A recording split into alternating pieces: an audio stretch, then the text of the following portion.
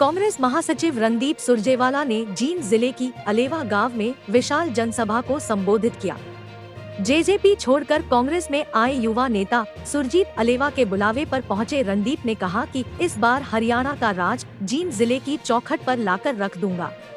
रणदीप ने कहा कि जींद जिले की लगातार अनदेखी होती रही है। रणदीप ने कहा कि जब हिसार और सिरसा जिलों के नेता मुख्यमंत्री बने तो उन्होंने अपने इलाकों में विकास कराया। भिवानी और रोहतक का विकास हुआ, लेकिन जींद की सुध किसी नेता ने नहीं ली। रणदीप ने हजारों की भीड़ से सवाल करते हुए कहा कि जींद की जनता में आखिर क्या कसूर है। जींद की धरती ने बड़े बड़े नेताओं को राजगद्दी तक पहुंचाया, लेकिन सभी नेताओं ने इस इलाके की विकास में अनदेखी की। रणदीप ने कहा कि पूरे देश की जनता इस बार लोकसभा और विधानसभा चुनाव में भाजपा को हराने के लिए तैयार है।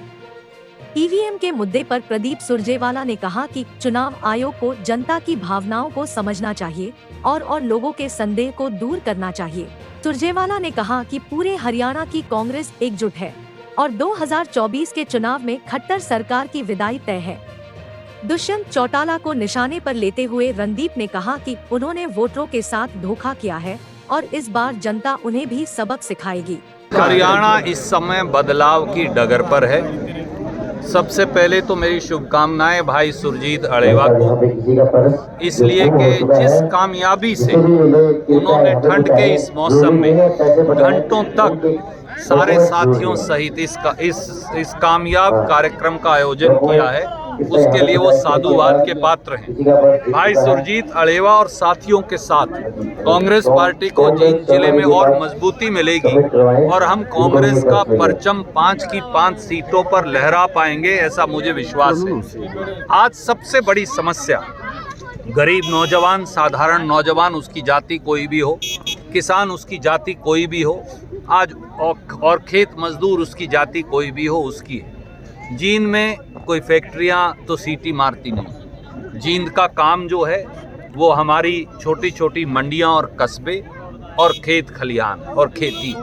आज किसान, गरीब, मजदूर, नौजवान अपने आप को ठगा हुआ महसूस कर रहा है और इसीलिए बदलाव के आह्वान की धरती जींद से ही भाजपा जजपा सरकार के बदलाव का आह्वान अलेवा की पवित्र धरती से हमने मिलकर किया। CDLU में हुआ उससे दुर्भाग्यपूर्ण हो नहीं सकता, पर यह पहली बार नहीं हुआ।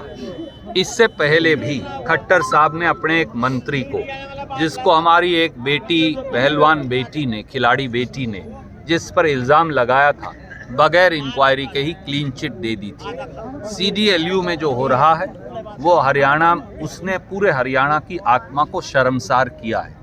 मुझे उम्मीद है कि फौरन FIR दर्ज कर दोषियों को सजा मिलेगी और बेटियों को इंसाफ। सर, SYL का जो मुद्दा हो काफी लंबा पुराना हो गया। सुप्रीम कोर्ट के वकीलों ने EVM पर एक आंदोलन छेड़ दिया है। इन्हें एक बाकायदा ज्ञापन देकर वहाँ क्या क्या त्रुटियां और कमियां हैं, हेरा फेरी का क्या क्या सबूत है, बाकायदा बताया है।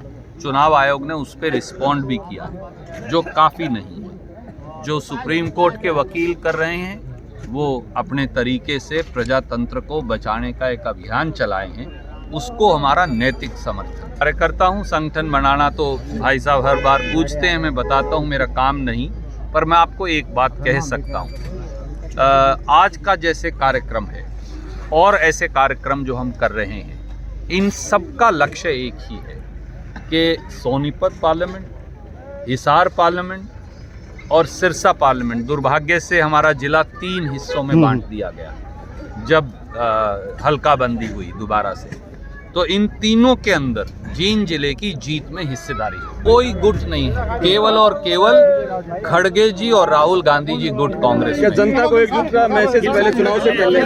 हम सब इकट्ठे हैं और हम सब कांग्रेस की मजबूती के लिए काम कर रहे हैं। जिनसे रोहताश भोला की रिपोर्ट।